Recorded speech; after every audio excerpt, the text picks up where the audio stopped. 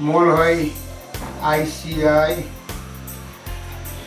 payroll group number 2 la athen choi moi na dinga mesu ka kan in chu kai pen ro ti le seraphim hai ti la athen ro kui na dingin kan la na en angai tu hai athen mar som na ro pi ta kai in nong seng the na din dik sat na an lan bok cheu